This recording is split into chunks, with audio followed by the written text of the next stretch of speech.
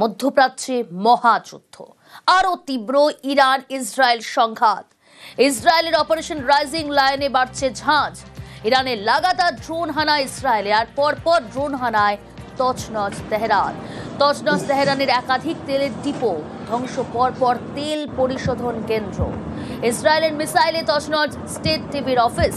তেহরানের টিভি অফিসে missile হানার video ইতিমধ্যেই ভাইরাল হয়েছে। আতঙ্কে সিট ছাড়েন নিউজ রিডার। ইরানে এয়ার স্ট্রাইকও চলেছে বলে দাবি ইসরায়েলের। ইরানের ইসফাহানে তছনছ 12টি মিসাইল লঞ্চ সাইট। বায়ুসেনার নিখুঁত অপারেশন বলেই দাবি করা হচ্ছে ইসরায়েলের সেনার তরফ থেকে।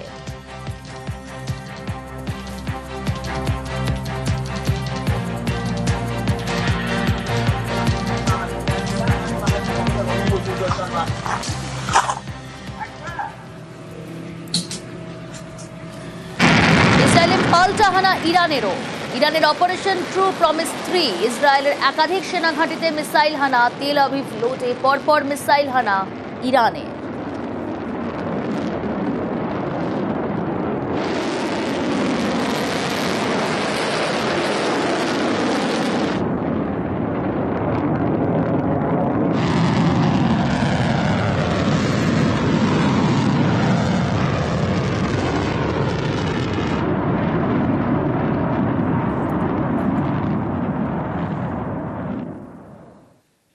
হামলায় নিহত ইরানের নয়া সেনাপ্রধান। ইসরায়েলি হামলায় নিহত ইরানের নয়া সেনাপ্রধান। ইরানের নবনিযুক্ত সেনাপ্রধান ছিলেন আলী সাদমানি।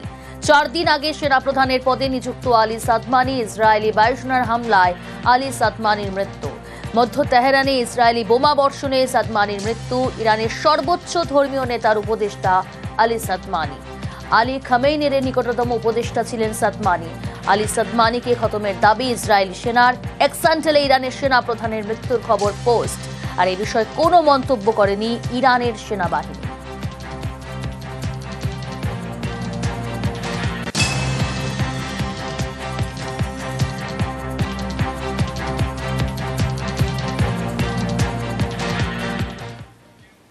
মধ্যপ্রাচ্যে যুদ্ধের মধ্যেই চড়া সুর আমেরিকার। ইসরায়েলের সমর্থনে এবার কি সরাসরি যুদ্ধে যোগ?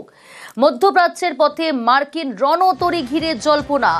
দক্ষিণ চীন সাগর থেকে রওনা 2টি মার্কিন রণতরীর।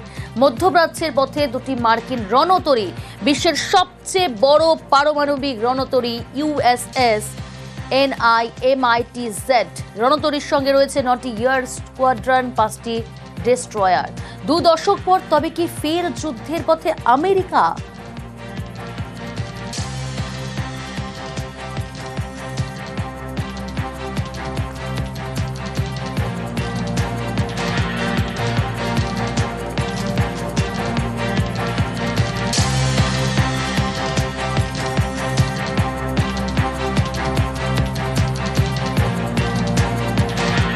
আমরা এই মুহূর্তে যোগাযোগ করতে পেরেছি আন্তর্জাতিক সম্পর্ক বিশেষজ্ঞ রাজা গোপাল ধর চক্রবর্তীর সঙ্গে। গুড মর্নিং আপনাকে, নিউজ 18 বাংলায় স্বাগত। তাহলে কি এবার যুদ্ধে জড়াতে চলেছে আমেরিকা? কি মনে হচ্ছে, যদি জড়ায় তাহলে পরবর্তী কি হতে পারে বা কি হতে চলেছে? না, আমেরিকা তো জড়িয়েই আছে। যে সমস্ত মিসাইল গুলো ইরান ছুড়েছিল ইসরায়েলের দিকে, তা তো অধিকাংশই আমেরিকান সিস্টেম থেকে সেগুলো ইন্টারসেপ্ট করেছে। আমেরিকান নেভি ডেস্ট্রয়ার করেছে এবং অন্য সিস্টেম থেকে সেগুলো তারা ইন্টারসেপ্ট করেছে। ইসরায়েল পর্যন্ত যেতে দেয়নি। আমেরিকাতে যুদ্ধ না করলে সেগুলো করলো কেন? সুতরাং যুদ্ধটা আমেরিকায় ছিলই, এটা পরিষ্কার। এবং ইসরায়েল যে কাজগুলো করছে আমেরিকার অনুপ্রেরণা ছাড়া বা আমেরিকার অ্যাডভাইস ছাড়া একটা কাজও করছে না। ইসরায়েল বলছে যে আমরা আয়াতুল্লাহ আল খামিনিকে আমরা নিকেশ করতে পারতাম, কিন্তু আমেরিকা বাধা দিচ্ছে। বোঝাই যাচ্ছে যে আমেরিকার নিয়েই দুজনে চলছে। এখন যুদ্ধ যে পর্যায়ে চলে এসেছে, ইরান অনেকটাই পর্যুদস্ত হয়ে আছে, কিন্তু ওদের যে মেইন যে পাহাড়ের নিচে যে ফোরদোস বলে যে জায়গায় পাহাড়ের নিচে নিউক্লিয়ার মেটেরিয়ালস গুলো রয়েছে সেগুলো ধ্বংস করা প্রয়োজন, সে ক্যাপাসিটি ইসরায়েলের নেই। তারপরে আমেরিকাকে আসতে হচ্ছে। আমেরিকা সেটাকে ধ্বংস করতে চাইছে একেবারে। ইসরায়েলের হাতে, ইরানের হাতে যাতে কোনো ধরনের নিউক্লিয়ার ফেসিলিটি আর না থাকে, সেটাই হচ্ছে মূল লক্ষ্য। এবং আমেরিকার ভয় হচ্ছে প্রায় 19 + 18 27টা মতন তাদের যে ঘাঁটি আছে পুরো আরব দেশে, সেইগুলো অ্যাটাক হতে পারে। সেই জন্য ওখানে তারা আরো এস্টাবলিশমেন্ট বাড়াচ্ছে, আরো সব যুদ্ধবাহী জাহাজ টাহাজ নিয়ে আসছে, সেনাবাহিনী নিয়ে আসছে, এবং ফ্রান্সেরও আছে, ইংল্যান্ডেরও আছে, ব্রিটিশের, হ্যাঁ, সব মিশিয়ে ওরা সবাই রেডি আছে। কেন ইরানের পক্ষে তো বলার কেউ নেই, ইরানের পক্ষে কেউ আর নেই, আরব দুনিয়াও বিভক্ত হয়ে আছে। সুতরাং ইরান একা লড়াই করার চেষ্টা করছে, এবং সেক্ষেত্রে খুব একটা যে কার্যকরী হতে পারছে আমরা দেখিনি। কোনো ইরানি যুদ্ধজাহাজকে আমরা দেখিনি অ্যাকশনে যেতে। মিসাইল ছুটতে, হ্যাঁ, মিসাইল গুলো গেছে, এবং ইরান তো বলছে কিছু মিসাইলকে আমরা তো ছেড়ে দিয়েছি আমাদের ইন্টারসেপ্টার খরচা হবে বলে।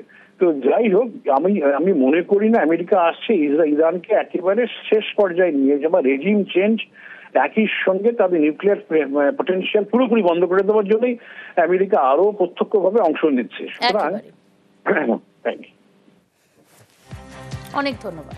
গতকালই ইরানকে তুলোধনার পর ফের হুঙ্কার ট্রাম্পের। ইরানের আকাশ আমেরিকার দখলে বলেই দাবি। আমেরিকার সঙ্গে পেরে ওঠার ক্ষমতা নেই ইরানের, চ্যালেঞ্জ ট্রাম্পের। এখনই ইরানের সুপ্রিম লিডারকে মানতে নারাজ, মারতে নারাজ ট্রাম্প। খামেনির নিঃশর্ত আত্মসমর্পণ দাবি মার্কিন প্রেসিডেন্টের। ট্রাম্পের দাবি, খামেনি কোথায় আমেরিকা জানে।